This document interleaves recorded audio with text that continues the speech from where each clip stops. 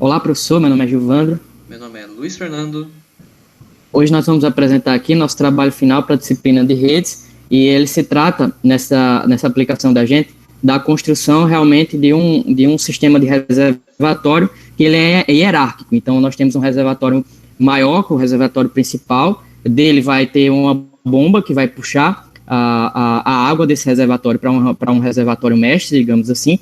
Esse reservatório ele é sensoriado com dois sensores de nível. Tem um sensor de nível em 95% e outro em 50%. Esses dois sensores de nível, eles vão, obviamente, fechar quando a água atingir, ou fechar e o valor deles vai ser 1 quando a água atingir aquele nível. Então, vai ser controlado por esses dois sensores. A partir desse reservatório, vai ter uma bomba que vai puxar água para um reservatório secundário. Para a gente é o reservatório 2. Esse reservatório 2 também é sensoriado. Ele tem dois sensores, um sensor de nível em 95% da capacidade e outro sensor de nível em 30%. E deste reservatório secundário, nós temos uma derivação que vai ser feita aqui através de uma válvula, que também é eletronicamente controlada. E essa válvula ela vai puxar água do segundo reservatório para o terceiro, e nós temos uma válvula de escape que vai realmente, em caso necessário, ela vai tirar a água do último reservatório, caso de sobrecarga, por exemplo, de água no todo o sistema. Então, todos esses componentes, eles são controlados eletronicamente em uma rede que vai ser administrada pelo SCADA, e usando o protocolo TCP, e todos esses elementos eletrônicos eles serão controlados através de sinais que serão transmitidos nessa rede industrial que nós criamos. Então, para realizar a implementação desses sistemas de tanques comunicantes, nós vamos primeiro ao SCADA observar os data sources. A primeira parte do data source que devemos identificar é o tipo de comunicação. Como nós devemos utilizar um Modbus TCP, nós temos que selecionar Modbus por IP e configurar todos os seus detalhes desse funcionamento. Esses detalhes nós primeiro utilizamos um período de atualização, definimos como um segundo. Segundo, nós tivemos que definir o host e a porta, nesse caso localhost 502, e o tipo de transporte, TCP. Daí, para o próximo passo, nós temos que adicionar os pontos de leitura e de escrita desse sistema. Os pontos de leitura e escrita são 4 tipos. São status de coil, que são binários, que podem ser leitura e escrita. Nesse caso, são os nossos ligar e desligar dos motores K1, K2, K3 e K4. O segundo é o status de entrada, que ele vai identificar o sensor de nível. Ou seja, ele só vai ser de leitura. Então, serão os sensores de nível S1, S2, 3, 4, 5, 6. Terceiro, já são referentes às variáveis inteiras, que são os registradores de 16 bits. Primeiro, registrador hold. Registrador hold ele é uma variável de leitura e escrita. Para a nossa aplicação, utilizamos a leitura e escrita para determinar uma vazão desses motores. Se a gente quer uma vazão maior ou menor, nós podemos, pelo SCADA, modificar esses valores. Por fim, nós temos nossos registradores de entrada, que são apenas de leitura de inteiros. Então, utilizamos para os casos de nível do tanque.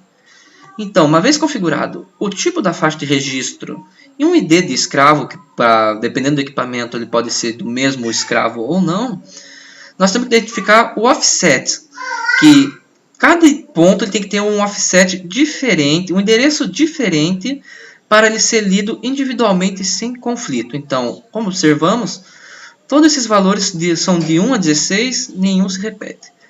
A próxima parte que temos que observar, que podemos observar, é aqui no próprio watchlist. Nós podemos observar como que em cada segundo ele atualiza os valores. Nessa variável, nesse daqui de valor de escrita, nós podemos modificar os valores. Por exemplo, aqui está 10, eu posso colocar 12, por exemplo. Agora minha nova vazão do motor K1 será 12. E aqui no motor K2 eu posso colocar 7. Pronto. Assim, agora nós temos diferentes valores de vazão determinados pelo próprio SCADA. Agora, vindo para a representação gráfica, nós temos aqui um sistema já montado e o algoritmo para mostrar a execução. Primeiro, os botões de escrita são aqueles de status de coil. Vamos ligar todos os motores para já iniciar a execução. Nós observamos já que os registradores de entrada eles já estão modificando seus valores, os níveis de água. Nós podemos observar como eles modificam com o tempo. O primeiro já sensor de nível já acionou, são os sensores de entrada de binário. Eles têm cada um para 30%, 90%. Esse caso é 50% e 90%. Dependendo da combinação de motores ligados, o nível que aumenta a caixa d'água modifica também. Então, por exemplo, vamos desligar essa bomba e vamos ver esse nível aumentar mais rápido. De 45 ele vai para 57, porque agora ele não está tendo água jogada para fora. E aqui também vamos fazer a mesma coisa, vamos fechar essa bomba, fechar como chamam, o ladrão, para ver o nível subir mais rápido. Até que uma hora bateu o nível máximo, desliga, veja como ele já acionou. E vamos ligar essa bomba para esvaziar esse tanque também. Com o tempo você vai ver que já está diminuindo e esse daqui está aumentando. Do mesmo proporção não, mesmo vazão que sai desse entra nesse, só que esse daqui ele está tendo uma vazão vindo para cá. Então fecha, abre esse. Agora podemos observar, esse daqui vai cair um valor e esse daqui vai subir o mesmo valor.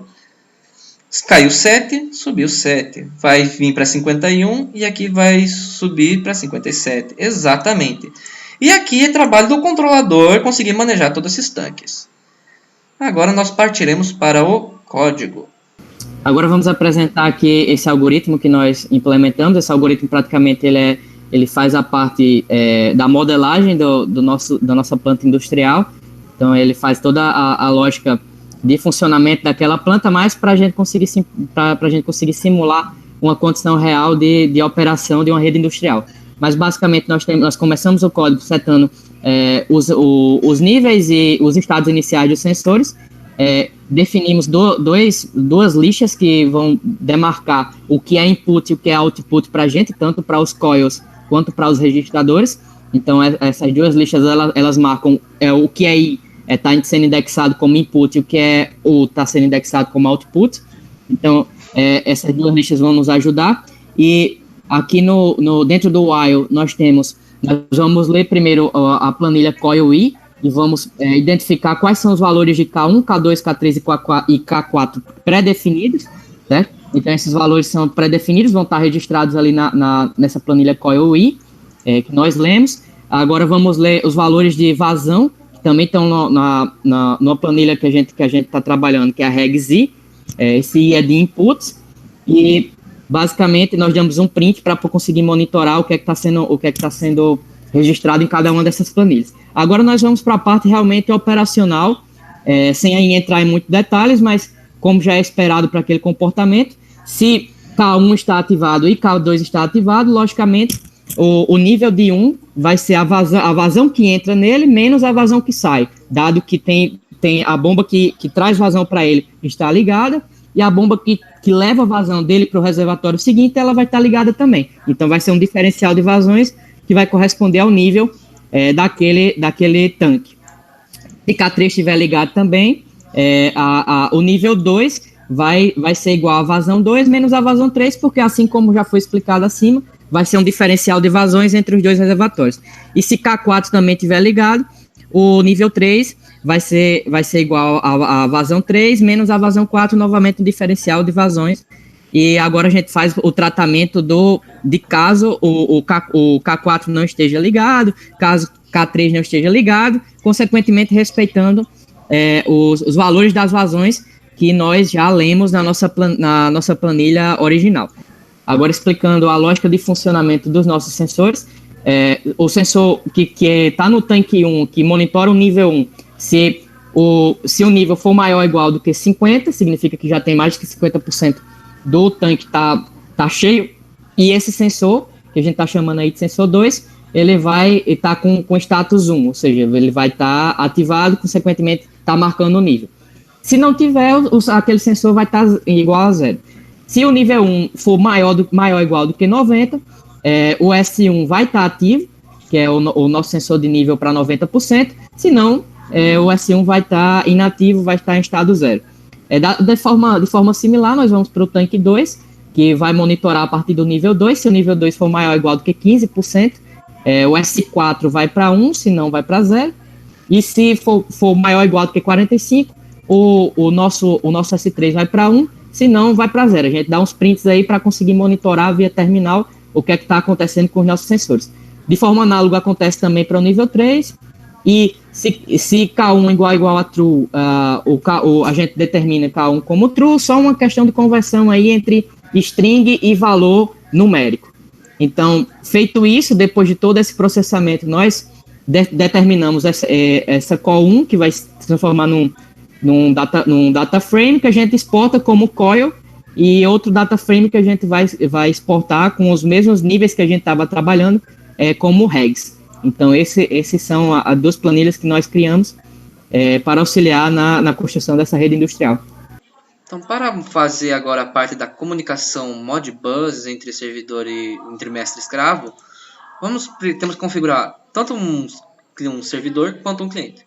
A configuração do servidor é direto. Nós chamamos um servidor Modbus, determinamos o IP e a porta, o iniciamos e nesse caso nosso, nós setamos todas as palavras dele em 0 para ter um começo. E a gente deixa ele dentro de um while true se ele iniciou.